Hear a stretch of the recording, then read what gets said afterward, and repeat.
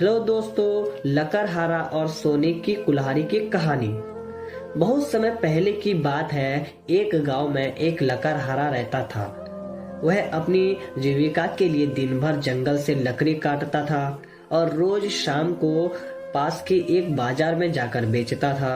एक दिन की बात है कि वो तालाब के पास में एक पेड़ काट रहा था।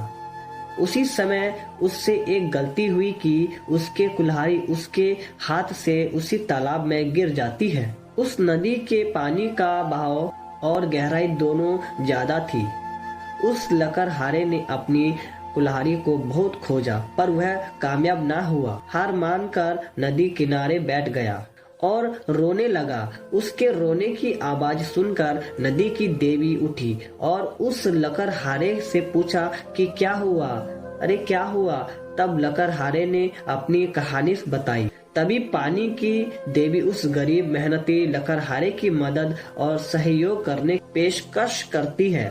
फिर क्या था, वह नदी की देवी उसकी मदद के लिए एकदम से गायब हो गई और नदी के अंदर से एक सोने की कुल्हाड़ी लेकर प्रकट होती है और उस गरीब लकड़हारे से पूछती है कि क्या यह सोने की कुल्हाड़ी तुम्हारी है। लकड़हारा इस पर उत्तर देते हुए कहता है कि नहीं, मैं तो गरीब आदमी हूँ, इसलिए यह मेरी नहीं है। तब फिर एक बार फिर नदी के देवी पानी के अंदर जाती है और इस बार चांदी की कुल्हाड़ी लेकर वापस आती है। यह मेरी नहीं है।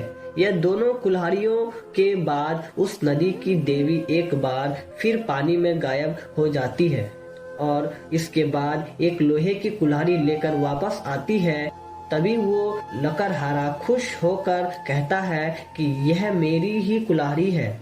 जिस पर नदी की देवी उस गरीब लकड़हारे पर खुश होकर वह सोने और चांदी दोनों कुल्हाड़ियों को उसके इनाम में दे देती है और लकड़हारा खुश होकर